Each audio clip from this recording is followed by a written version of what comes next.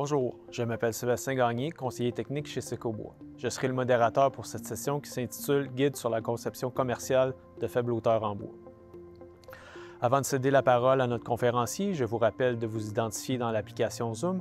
Ce sera notre unique manière de vous identifier pour produire vos attestations de participation. De plus, je vous rappelle qu'il sera possible pour vous de poser des questions à la fin de la session. Utilisez le chat ou la fonction main levée pour signifier que vous avez une question. À votre tour, nous activerons votre micro et vous pourrez directement poser vos questions à notre conférencier. Notre conférencier pour cette troisième session est Claude Lamotte, ingénieur chez Intrabois, qui a collaboré étroitement à la rédaction du guide dont nous parlerons ici. Sans plus attendre, M. Lamotte, je vous cède la parole. Bonjour à tous, c'est un plaisir de vous accueillir à cette présentation qui va porter sur le guide, un guide qui a été récemment produit sur les constructions en bois commercial de faible hauteur. Ce guide-là a été très bien reçu d'un océan à l'autre au Canada et c'est vraiment un plaisir de vous le présenter aujourd'hui. On va regarder au niveau du contenu de cette présentation-là. Vraiment, on va regarder aux raisons d'être et comment ce guide-là a été réalisé parce que le processus est fort intéressant. Et on va aussi faire un survol, évidemment, du guide, mais le point central de cette présentation, c'est vraiment la revue des projets. Et on va terminer avec une période de questions. Si on regarde, la première question qu'on peut se poser, c'est pourquoi faire un guide sur la construction commerciale en bois pour des bâtiments de faible hauteur, alors que le sujet de l'heure, c'est vraiment les bâtiments de grande hauteur. Il ne se passe pas pratiquement une semaine sans qu'il y ait un nouveau record. On est rendu à 23 ou 24 étages. Donc, la question se pose véritablement, pourquoi avoir choisi d'investir tant de ressources, énergie sur un guide pour des constructions en bois de faible hauteur? Bien, pour ça, il y a quand même plusieurs bonnes raisons pour lesquelles ce guide a été produit. Premièrement, si on regarde le petit graphique à la droite, on s'aperçoit qu'en 2020, il y a quand même au Canada seulement 55 millions de pieds carrés de bâtiments de faible hauteur, c'est-à-dire 3 étages ou moins, qui ont été construits au Canada. Si on attribue à ces pieds carrés-là une valeur moyenne de 35 $ du pied carré pour la structure, une moyenne entre le gros bois d'œuvre, le bois massif et l'ossature légère, bien, ça fait tout près de 2 milliards de potentiel de produits structuraux en bois. Et là, on peut mettre ça à une échelle un peu plus réaliste. Si on va chercher un gain de 10 % dans les parts de marché, bien, on va se trouver à aller chercher 200 millions de dollars de produits structuraux en bois. Et évidemment, on ne parle pas des autres produits qui pourraient être incorporés dans une construction en bois, les produits architecturaux qui viendraient gonfler ce chiffre. Donc, ça, première chose, c'est vraiment l'importance du marché. Deuxième chose, c'est la part de marché que l'industrie du bois a dans ce segment-là. On s'aperçoit que la part de marché est relativement faible. En fait lorsqu'on regarde des Canadian Tire, les Walmart de ce monde, les Costco de ce monde, c'est tout en acier. Si on regarde même les plus petits bâtiments, ce qu'on appelle communément en anglais les strip malls ou les unités commerciales à un étage à tenants multiples, ben, même si ça pourrait être fait en bois, c'est toujours fait en acier.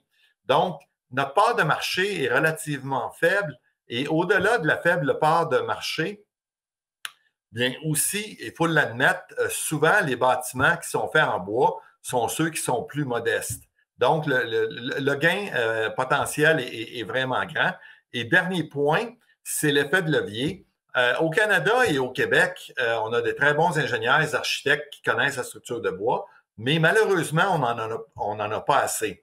Donc, véritablement, on croyait que la production d'un tel guide pourrait servir d'effet de levier pour former, pour inspirer une autre génération ou d'autres ingénieurs architectes pour qu'on puisse avoir un effet de multiplication.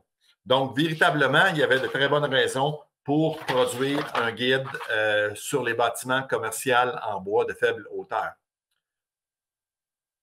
Si on regarde maintenant comment ce guide-là a été réalisé, bien, ça a été des débuts assez timides en 2017. Quelques études de marché faites par le Conseil canadien du bois. En 2018, voyant qu'il y a un certain potentiel, il y a une première rencontre qui a été tenue à Vancouver qui a regroupé environ une centaine de participants de l'industrie canadienne. Mais véritablement, le départ de conception de ce guide-là, c'est arrivé en 2019, en janvier 2019 plus précisément.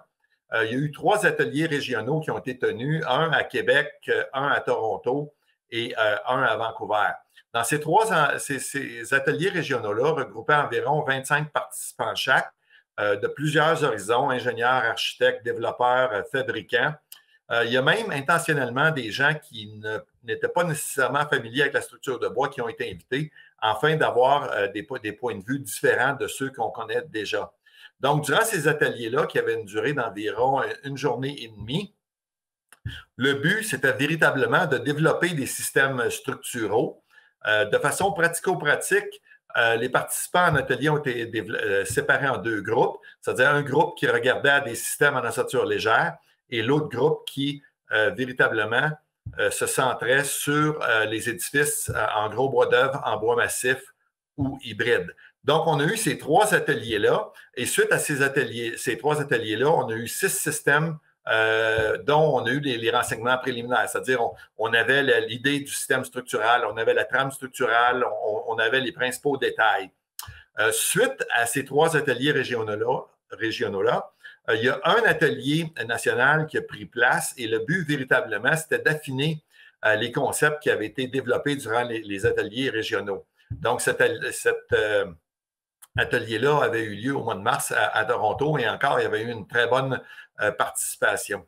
L'étape finale pour la réalisation du guide au niveau de la conception des systèmes, 4 firmes ont été engagées au Canada, 2 firmes d'architecture, 2 firmes d'ingénierie, pour finaliser les détails, réviser les détails, s'assurer que les analyses de code, les détails structuraux, en bref, que l'information qui était pour être présentée dans ce guide-là était pour être absolument valable et pertinente.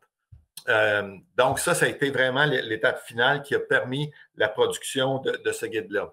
Si maintenant on regarde au contenu du guide, bien, principalement, il y a 4 grandes sections dans ce guide-là. Il y a évidemment la section d'introduction. Vraiment, on parle du concept, comment le guide a été développé, qu'est-ce que ce guide, c'est quoi les renseignements qui sont inclus, etc. Ensuite, on a une section sur les systèmes en ossature légère bois.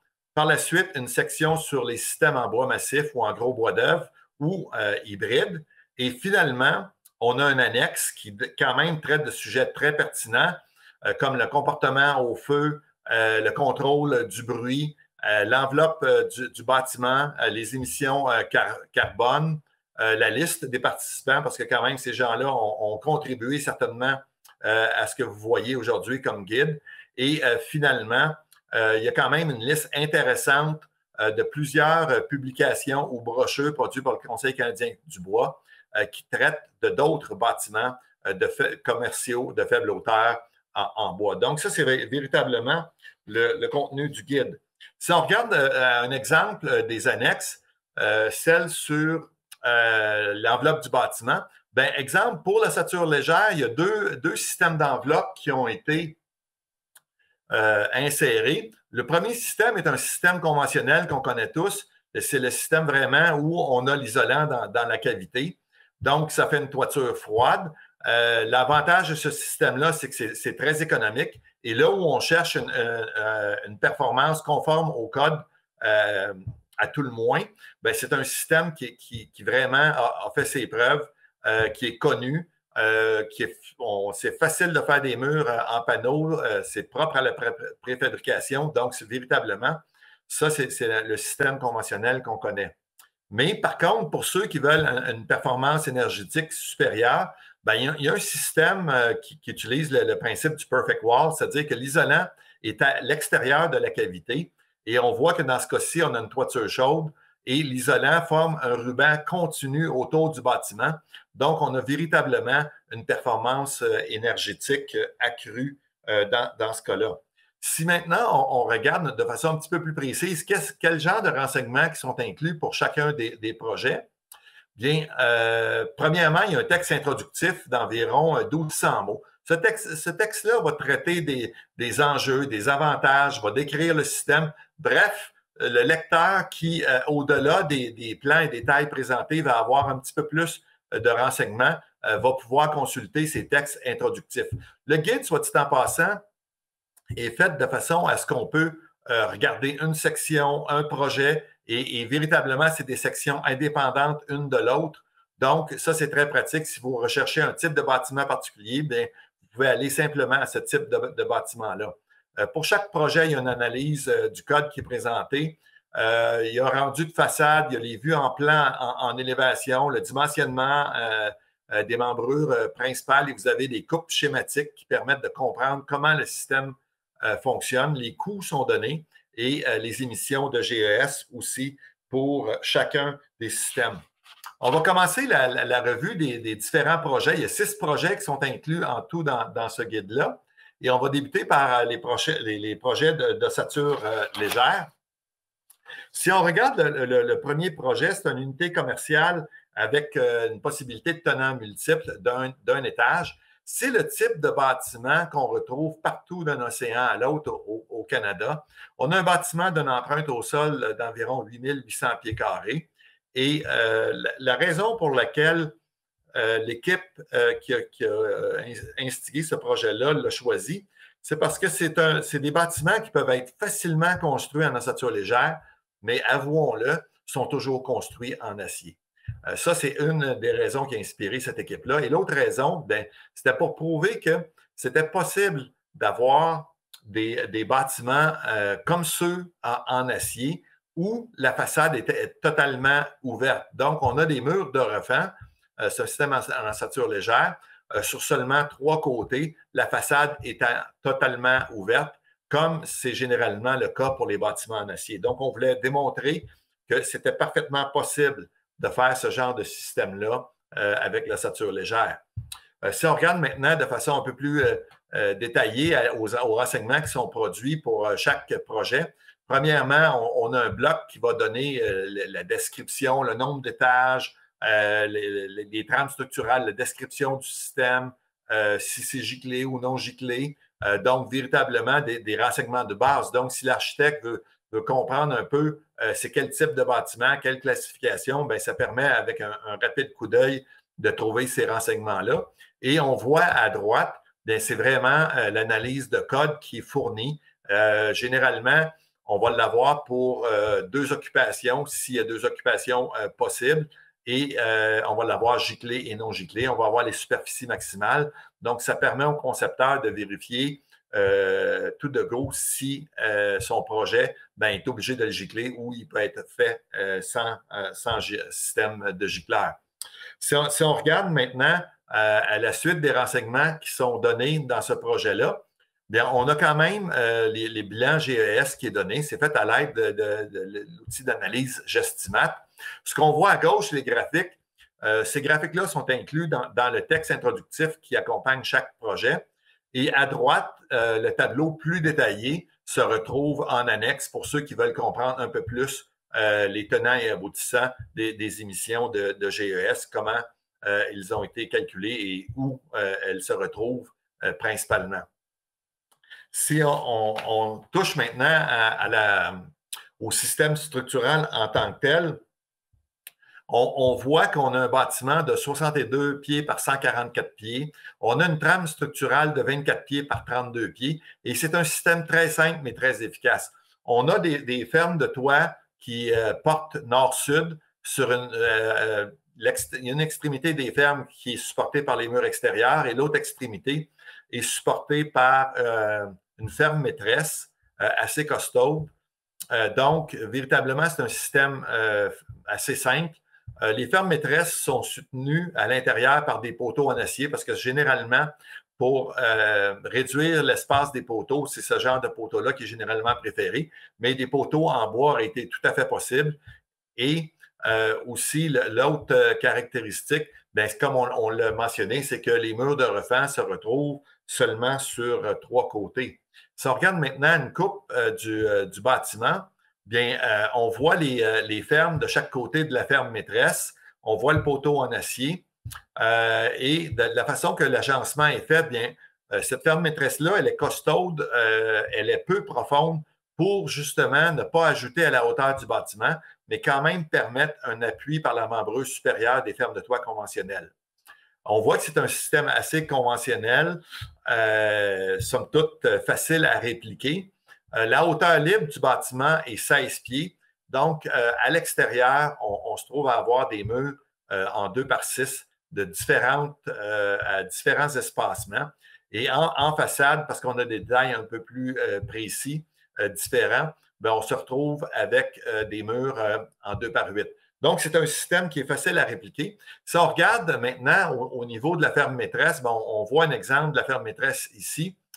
Pour arriver à maintenir une profondeur absolument minimale de la ferme, bien, on a opté pour une ferme à 6 plis, mais non seulement ça, on est aussi opté pour une ferme à portée double. Donc, la ferme a une portée de 48 pieds, une longueur totale, c'est-à-dire de 48 pieds, et une portée de 24 pieds. Donc, c'est des fermes doubles. Donc, on a ce système-là qui nous permet véritablement, on a trois fermes comme ça de 48 pieds de longueur qui nous permet d'avoir une bonne efficacité et une épaisseur réduite au niveau de la ferme maîtresse. Si on regarde maintenant le prochain bâtiment, c'est un grand entrepôt avec espace de bureau intégré. On parle quand même d'un entrepôt de bonne dimension. On parle d'un entrepôt de 30 720 pieds carrés. Et ce qui a motivé l'équipe qui est arrivée avec ce concept-là, d'arriver avec un tel bâtiment d'une grande envergure, c'est que généralement, les entrepôts que l'on voit en ossature légère sont des entrepôts de faible dimension. Peut-être des 60 par 100 de 6 000 pieds carrés, mais là, on parle de plus de 30 000 pieds carrés. Ça, c'était une chose que cette équipe-là voulait démontrer, que c'était parfaitement possible de faire un entrepôt de grande envergure avec l'ossature légère et aussi d'intégrer un espace à bureau de 2 étages. Et l'autre préoccupation, c'était, malgré la grande envergure du bâtiment, c'est d'arriver à le faire avec des composants structuraux qui sont généralement faciles à trouver et on va voir ça un petit peu plus tard dans les prochaines diapositives.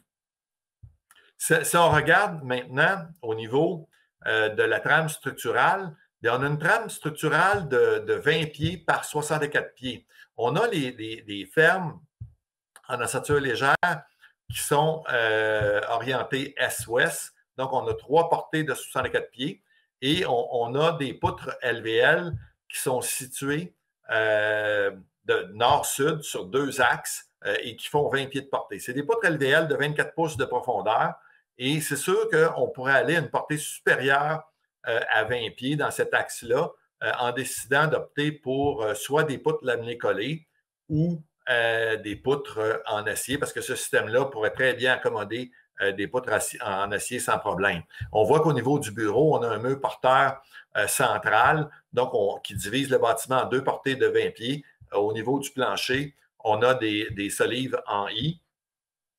Et si on regarde au niveau de la toiture, on voit maintenant une vue un petit peu plus complète de la toiture. On voit les fermes de toit orientées direction est-ouest, les 2 lignes de poutres LVL alignées nord-sud. Et on voit que pour la section bureau, pour maintenir la portée des fermes de toit plus petites, bien, les fermes de toit ont été orientées nord-sud, c'est-à-dire qu'ils ont une portée de 40 pieds. Donc, c'est un système relativement simple, mais très efficace. Et ce qu'on voit, les zones hachurées, c'est les zones dans le diaphragme où les efforts sont un peu plus importants, donc il va y avoir un clouage un peu différent qui va être requis. Si maintenant on regarde au niveau des détails, encore une fois, toujours dans le souci d'avoir des composants structuraux qui sont facilement disponibles, dans ce cas-ci, les architectes sont arrivés avec une demande. Ils voulaient une ferme, c'est-à-dire pas une ferme, mais ils voulaient une hauteur libre de 24 pieds. La façon la plus économique de réaliser ça au niveau des murs extérieurs, parce qu'on a quand même un volume important de murs extérieurs, c'est d'avoir un excédent de fondation de 4 pieds sur le périmètre et d'avoir des 2 par 8, 20 pieds comme montant. Ces 2 par 8-là sont très efficaces parce qu'ils agissent comme mur rideau pour reprendre les charges de vent. Ils agissent aussi pour les charges gravitaires. Et évidemment, la plupart de ces murs-là sont des murs de refend. Donc, c'est véritablement un système très efficace. Et au niveau des poteaux intérieurs, on a opté pour des poteaux en bois de lamelé collé sur un piédestal en béton, mais on aurait pu opter pour des poteaux en acier aussi. Les deux systèmes étaient certainement possibles. Si on regarde le bâtiment suivant, bien, on a encore une fois un édifice à bureaux et avec entrepôt. Dans ce cas-ci, l'entrepôt est secondaire et c'est vraiment les bureaux qui font environ 3/4 de la superficie du bâtiment. Et ce qui a motivé cette équipe-là à entreprendre ce projet-là, c'était un défi.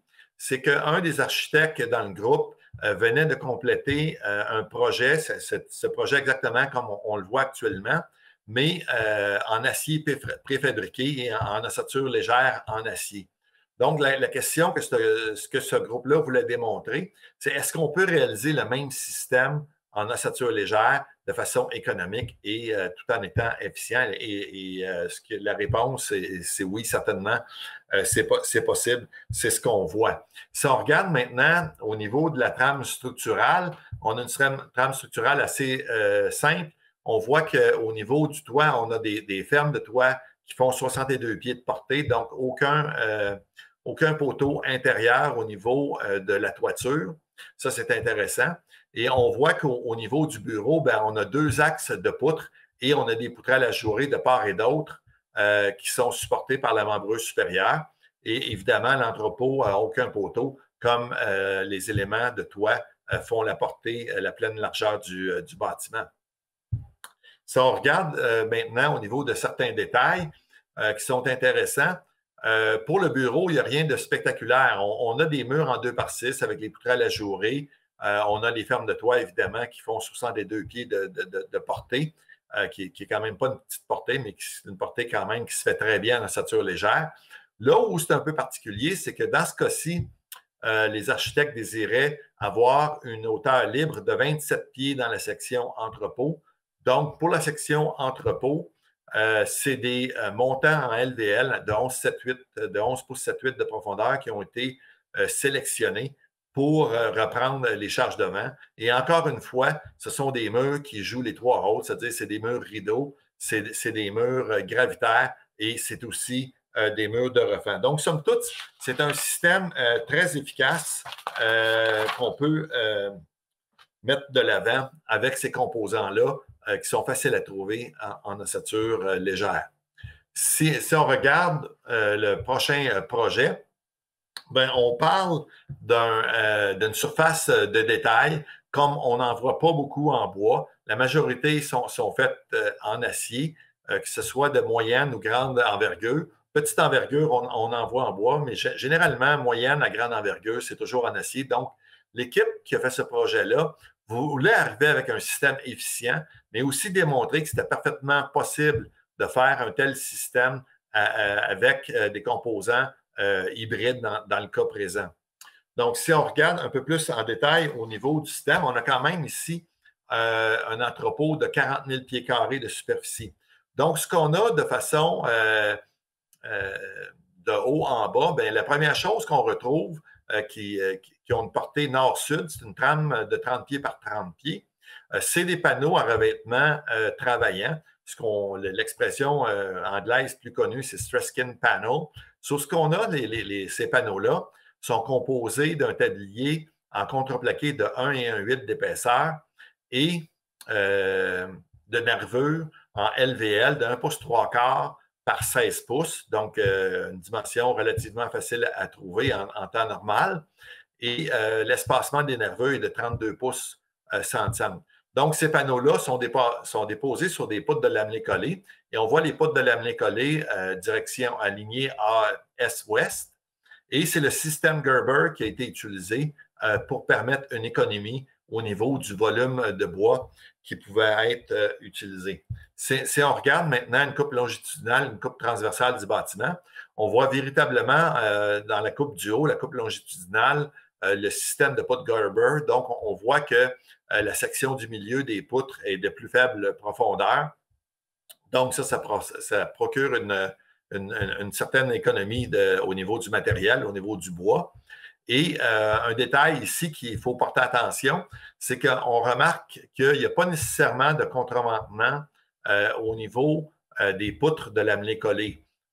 Parce que quand on a un système Gerber, on le sait, le bas de la poutre se ramasse en compression. Souvent, ça peut exiger un contreventement. Dans le cas présent, il n'y en a pas. C'est simplement à cause du rapport entre la profondeur et la largeur de la poutre qui est suffisamment bas, qui nous permet d'avoir la stabilité requise. Mais ce détail-là va être à vérifier. Dans certains cas, fort à parier que ça prendrait des contreventements pour maintenir la rive inférieure en compression de la poutre en position. Et on voit au niveau de la coupe transversale que les poutres sont installées à différentes hauteurs pour permettre un plan de drainage. Donc, c'est un bâtiment qui est assez intéressant au niveau de sa conception. Un autre détail aussi à noter, c'est que les panneaux à revêtement travaillant pourraient être parfaitement substitués pour des fermes conventionnelles avec des connecteurs métalliques qui seraient supportés par la membreuse supérieure sur les poutres de lamelé collé. Donc, ça pourrait être un système alternatif. Ce bâtiment-ci, dû à sa superficie, est obligé d'être giclé.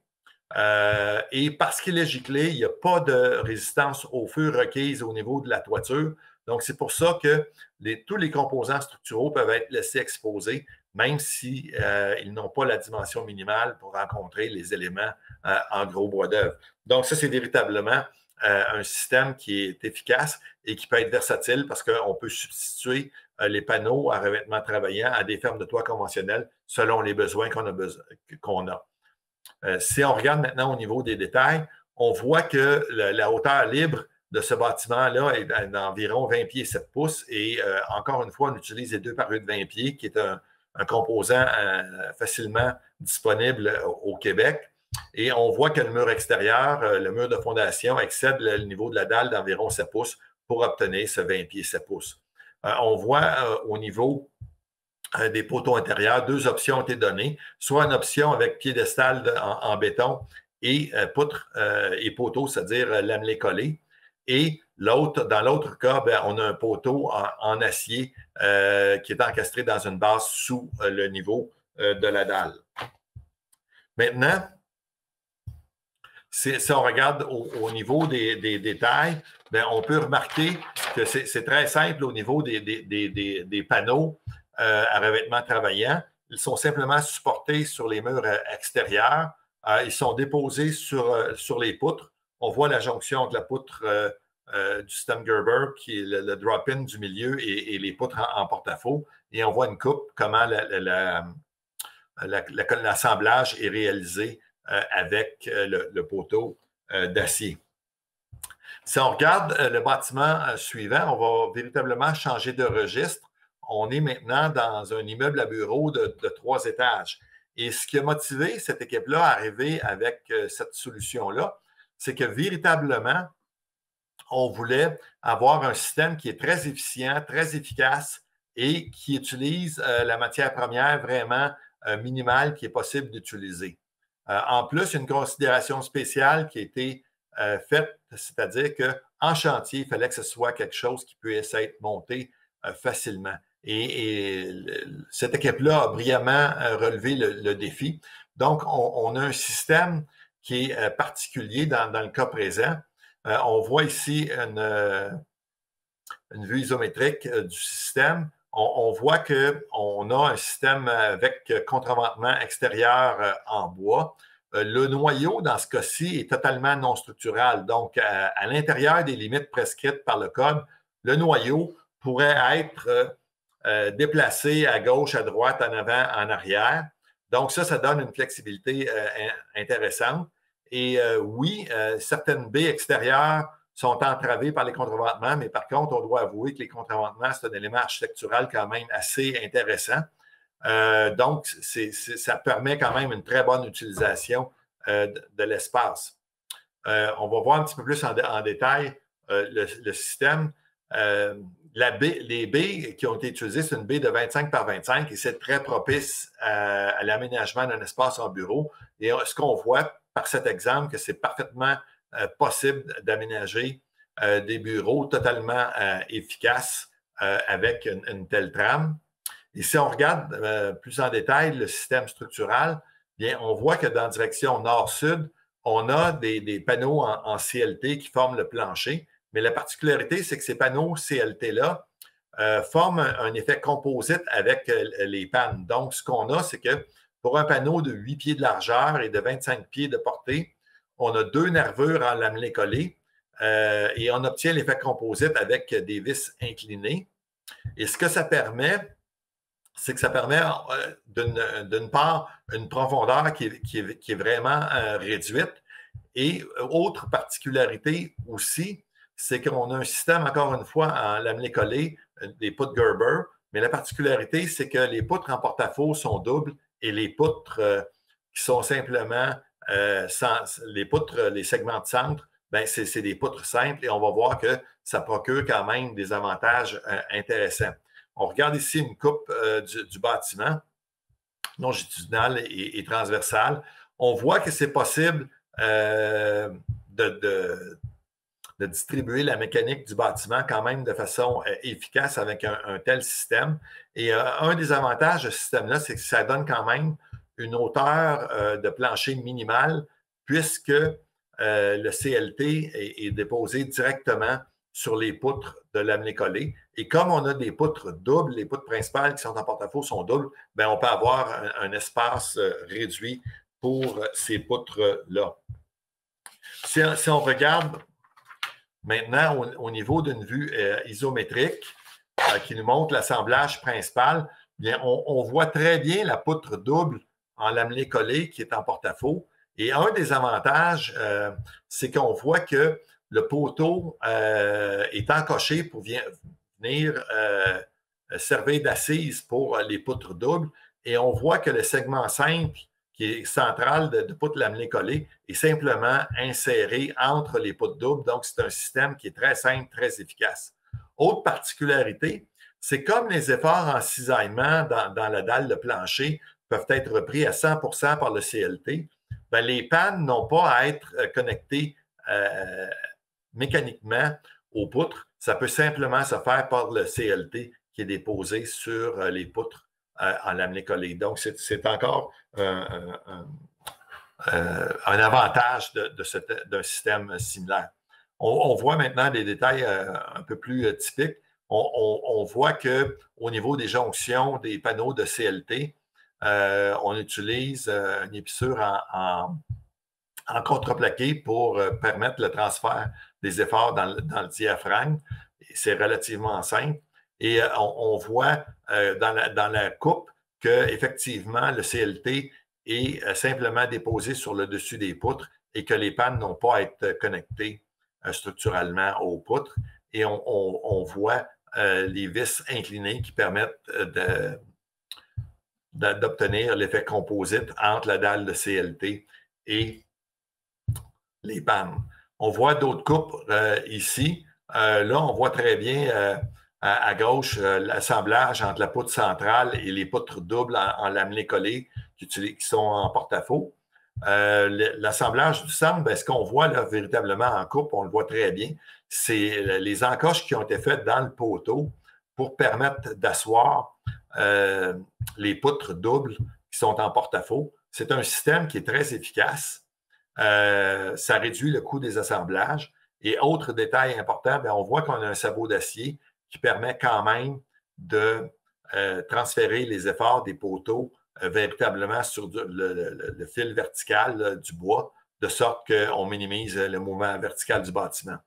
On voit le système d'attache schématique des contreventements. Dans ce cas-ci, c'est 2 plaques encastrées avec des goujons forcés. Ce système-là permet quand même un assemblage très ductile parce que c'est l'acier qui va plier et qui va dissiper l'énergie en cas de séisme. Autre chose, si vous remarquez, les assemblages ne sont pas totalement détaillés parce que véritablement, ce guide-là n'est pas un guide d'ingénierie, mais c'est véritablement un guide pour vous inspirer et pour montrer le concept. Par contre, les assemblages sont suffisamment détaillés que quelqu'un qui voudrait reproduire ces systèmes-là pourrait le faire et il y aurait une grosse partie du travail de sauver parce que schématiquement, quand même, les détails des assemblages sont donnés. Donc, ça, c'est vraiment quelque chose à considérer. Si on regarde maintenant au niveau du dernier système, c'est encore un édifice à bureau, mais dans le cas présent, l'édifice en bureau est différent.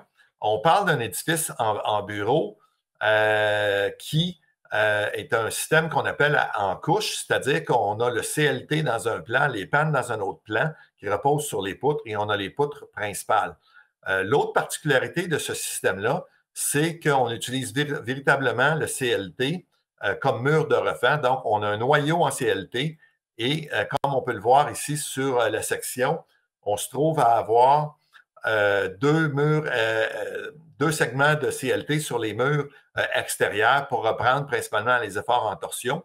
Peut-être que dans les zones de basse sismicité, ces murs-là à l'extérieur de refend seraient non requis. Si on regarde maintenant au niveau du système structural, bien, on a les poutres principales qui sont nord-sud. On a des baies de 25 pieds par 30 pieds et on a les pannes qui sont est-ouest et on a le CLT qui repose sur les pannes. Donc, c'est vraiment un système efficace parce qu'on minimise le coût des assemblages en disposant les éléments de cette façon-là. On voit encore une fois, selon les coupes longitudinales et transversales, que c'est très facile de distribuer la mécanique du bâtiment dans un tel système. On voit les exemples ici. Un avantage de ce système-là, c'est que parce que les éléments sont superposés, ça crée un effet de volume. Donc, on ne se sent pas écrasé par la structure. Donc, ça, c'est malgré que l'espace libre sous les poutres est plus petit, parce que les pannes sont déposées sur les poutres et que le tablier est quand même très, très surélevé du plancher, c'est quand même un élément intéressant. On voit ici le détail principal d'assemblage. On voit que dans ce cas-ci, les poutres principales sont fixées à l'aide d'assemblage en acier dans les poteaux en lamelé collé. Et on voit que les pannes reposent tout simplement sur les poutres en lamelé collé. Donc, c'est un système relativement simple. Si on regarde maintenant au niveau des détails, ça c'est vraiment des murs extérieurs, on voit quand même que lorsqu'on a des contreventements en CLT, c'est quelque chose de plus complexe au niveau des assemblages, au niveau de l'acier requis. On voit maintenant au niveau du noyau, un détail important à noter, c'est qu'on remarque que la base des poteaux de lamelé collé est soulevée de la dalle, et ça c'est très important. Si en cours de maintenance, il y a de l'eau qui s'approche des poteaux, ben on sait que le bas des poteaux ne noircira pas parce qu'ils ne seront pas soumis à cette humidité-là. Donc, ça, c'est un point intéressant à considérer. L'autre chose, on voit les détails, on voit que dans certains cas, les poutres sont soutenues carrément par les panneaux de CLT verticaux. On voit que dans certains cas, les planchers sont soutenus par des lambourdes. On voit encore les détails d'assemblage au niveau de jonction entre les panneaux avec une épissure en lamelé collé pour s'assurer qu'on transfère les efforts de diaphragme. Un point à retenir de ce système-là, c'est que véritablement, les deux derniers bâtiments qu'on a vus de 3 étages à bureau, les systèmes gravitaires et les systèmes de reprise des charges horizontales peuvent être inversés. Ces deux types de bâtiments-là, en fin de compte, peuvent permettre d'avoir 4 types de bâtiments différents. C'est-à-dire qu'on pourrait avoir le système avec les panneaux CLT composites et les pannes, mais utiliser le CLT comme mur de refend. Et de même, on pourrait avoir le système 3 couches qu'on vient de voir ici, mais utiliser les contreventements pour reprendre les charges horizontales. Donc, ça laisse quand même beaucoup de flexibilité. Si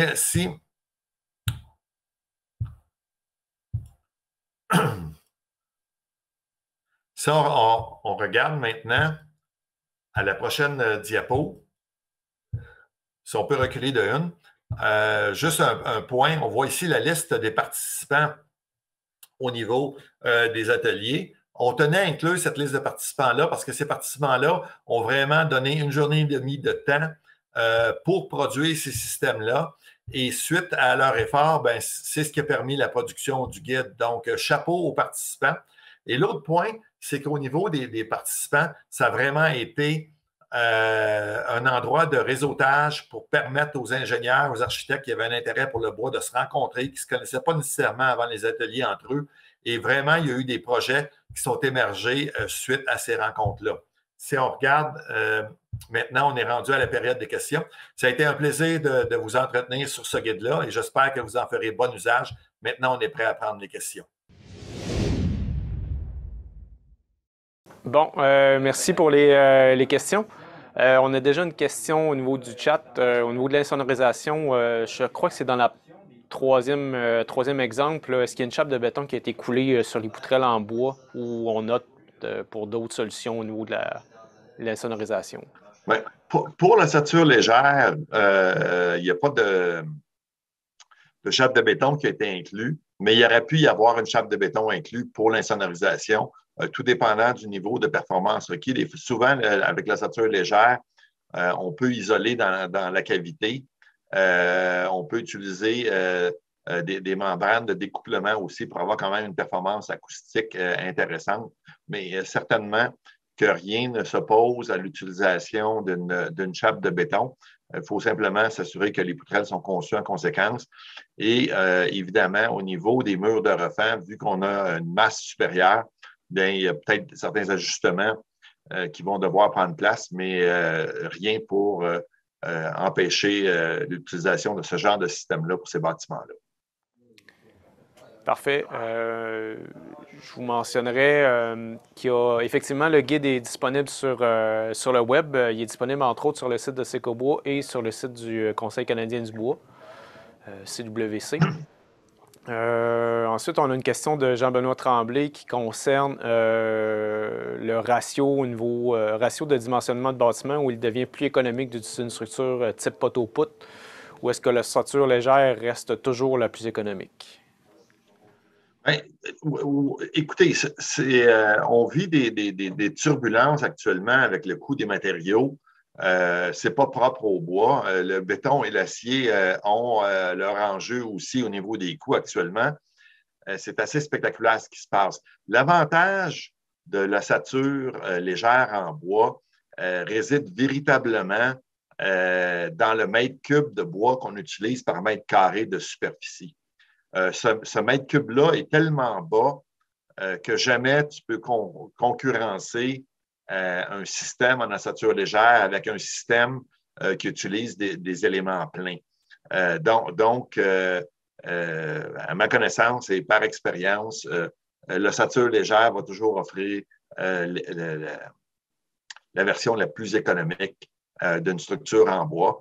Maintenant, il y a les questions de coût. Mais il y a évidemment d'autres enjeux comme la résistance au feu, l'apparence, etc. On sait toute l'importance aujourd'hui que la biophilie a. Donc, ça, ce sont des éléments à considérer aussi quand vient le temps de choisir un système structural. Parfait. Yvan Deschênes mentionne une question par rapport aux deux derniers exemples concernant les projets en CLT. Comparativement à une ossature d'acier, le coût approximatif en comparaison d'un même bâtiment en acier, ça serait quoi? Si tu as la réponse, là, mais... Écoute, dans le guide, il y a des fourchettes de coûts qui sont données, mais je dois bien humblement avouer qu'actuellement, compte tenu du marché, de ce qui se passe, je ne pourrais pas faire de projection. Mais une chose est sûre, c'est que lorsqu'on regarde les éléments de bois lamelé collé et que surtout dans le cas des deux derniers édifices à bureaux, on était juste en dessous de la limite pour que les bâtiments doivent être giclés. Donc, c'était des résistances au feu de 45 minutes qu'on obtenait de façon intrinsèque parce qu'on respectait les dimensions minimales des éléments en gros bois d'œuvre et que la charpente est laissée exposée. Donc, il y a des dollars qu'on va rechercher en architecture qui doivent être inclus dans la structure d'acier, qui n'ont pas nécessairement à l'être au niveau de la structure de bois. Donc, ça aussi, évidemment, c'est à considérer. Et un autre élément qui est loin d'être négligeable maintenant, on le sait que la biophilie, c'est vraiment scientifiquement mesuré. On est capable de mesurer l'impact d'un environnement en bois sur la performance au travail, la tension artérielle, etc., toutes sortes de facteurs. Et dans une période où c'est difficile de retenir la main-d'œuvre et c'est difficile d'en recruter, c'est certain qu'une main-d'œuvre qui travaille dans un beau bâtiment en bois va être beaucoup plus inspirée. Donc, c'est des éléments qui ne sont pas dans le coût de la structure, mais viennent certainement impacter le choix de matériaux de structure. Merci beaucoup, Claude. Je ne sais pas s'il y avait d'autres questions. Je pense qu'on pourrait quitter. Joël Sauvageau avait une autre question au niveau des... je ne sais pas si, Claude, tu peux répondre au niveau des assemblages, au niveau des hold-down pour les murs de refend en CLT. Oui, certainement. Est-ce que c'est possible de partager mon écran?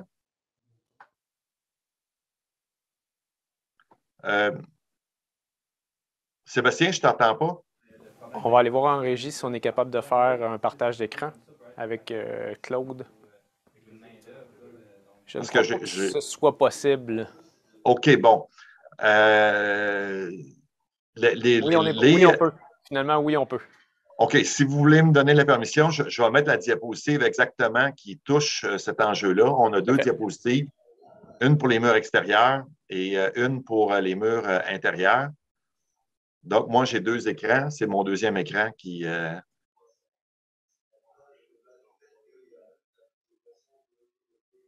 Sébastien, laisse-moi savoir lorsque je peux partager où est l'icône. Je ne le vois pas actuellement. Parce que tu as deux écrans, on ne peut pas. Finalement, OK. Est-ce que je peux... je pourrais le transférer sur l'écran, sur le même écran actuellement d'abord. Est-ce que... Non, au pire, on pourrait peut-être envoyer la réponse directement à M. Sauvageau à ce moment-là. Là, on pourra peut-être redéfinir un peu. On va garder la question en réponse, puis on pourra transférer l'information à M. Sauvageau. Je vais juste donner quelques principes si on a une minute ou deux. C'est qu'avec le CLT, c'est certain que les efforts sont très concentrés. Donc, le principe, c'est que aux extrémités des murs de refend en CLT, on a véritablement des hold-down. Et là, on a une série soit de tiges d'acier insérées ou de tiges de plaques d'acier extérieures avec des connecteurs métalliques pour reprendre les efforts de traction. Et ce qu'on a tout le long du panneau, c'est vraiment les ancrages qui vont reprendre simplement le cisaillement. Un détail intéressant, c'est que ces ancrages de cisaillement-là, le trou est oblong fait verticalement, de sorte qu'on est sûr que lorsqu'il y a un mouvement de balancement des murs de refend en CLT, ces connecteurs-là, dans le milieu du panneau, ils vont reprendre 100% seulement du cisaillement. Ils ne reprendront aucun soulèvement, de sorte qu'au niveau de l'analyse, c'est facile parce qu'on a des connecteurs qui reprennent spécifiquement les efforts de soulèvement et d'autres connecteurs qui reprennent simplement le cisaillement. Et c'est bien illustré si vous regardez les détails dans le guide. Je ne sais pas si Claude, si tu voulais partager finalement, on serait peut-être capable de voir là, si tu es capable de partager. Là. On va essayer de faire un test peut-être pour d'autres présentations. Sur quel écran? N'importe quel? Ou... N'importe quel, oui. OK, parfait. Je vais le mettre ici, puis je vais... Voilà.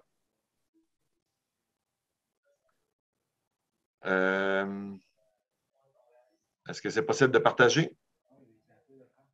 C'est à toi, là. Tu peux y aller, Claude. Partage. Normalement, on voit l'icône dans le bas. Écran partagé. Un petit peu. Share screen, effectivement. Parfait. Screen 2. Voilà. Est-ce que vous le voyez à l'écran? Non. Non. Attends un petit peu. On l'aurait essayé, là. Bon. On a... Il y a un petit délai, là, mais on l'a. Bon, parfait. Donc, on voit ici pour les murs extérieurs, le principe, vous voyez mon curseur de souris, on a une cornière ici qui est présente, et ça, c'est pour vraiment l'assemblage de cisaillement des murs de refend extérieurs. Et on voit à l'extrémité ce que ça peut ressembler. On a un hold-down important, un ancrage important au niveau du béton pour revenir prendre les efforts de traction. Et on voit ici qu'on a un HSS de la même largeur que le panneau de CLT. Et on voit qu'on a des plaques d'acier de chaque côté pour venir reprendre les efforts de traction au niveau à l'extrémité des murs de refend. Si on regarde au niveau des détails, au niveau du noyau interne, c'est des détails similaires. Encore une fois, on a une cornière qui vient reprendre les efforts de cisaillement. Mais là, ici, on voit qu'au niveau externe, on a une plaque insérée pour venir reprendre les efforts de traction. Et évidemment, on a les hold-downs qui sont en conséquence. Donc, si on hésite entre des contreventements en bois lamelé-collé ou en CLT, c'est véritablement une question d'enjeu. Chose certaine, au niveau des critères, c'est que si on opte pour des murs de refend en CLT, c'est un peu plus de détaillage au niveau des fondations. On est obligé d'avoir des fondations périphériques en dessous de ces murs de refend-là pour reprendre les efforts de cisaillement et des détails assez costauds au niveau des extrémités pour reprendre les efforts de soulèvement. Par contre, ça laisse un périmètre qui est passablement dégagé. Si on opte à l'opposé pour des systèmes avec des contreventements en lamelé-collé, on a des détails plus simples, mais c'est de savoir si les contreventements sont acceptables d'un point de vue architectural ou pas. Je sais que la majorité des manufacturiers vont opter pour les contreventements en bois lamelé-collé plutôt que les murs de CLT, les murs de refend en CLT, à moins d'exigences vraiment particulières là, pour l'architecture du bâtiment. Parfait. Merci beaucoup. Les autres éléments, là, au niveau des questions, M. Després, on va pouvoir vous envoyer les liens là, pour si vous voulez avoir des copies papier. Puis au niveau de l'acoustique, je ne crois pas que dans le guide, on traitait spécifiquement de l'acoustique. Ben, en annexe, oui, il y a une section sur le contrôle du bruit. Donc, oui, c'est couvert. Puis, une section que vous allez trouver intéressante en annexe aussi, c'est celle sur la gestion de l'humidité de l'enveloppe du bâtiment. Parce qu'on sait que c'est un enjeu lorsqu'on a un système en bois massif.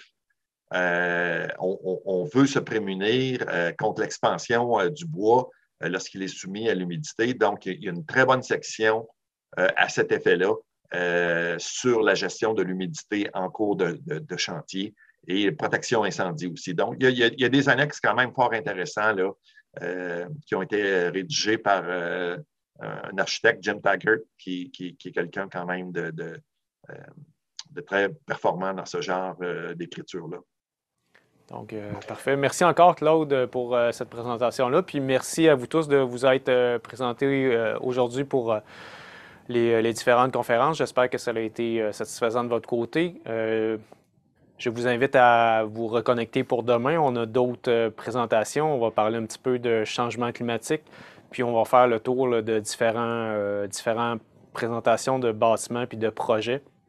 Puis on va avoir un panel aussi au niveau du BIM qui va être fort intéressant. Donc, on se rejoint demain à la même heure pour la suite des conférences Secobois.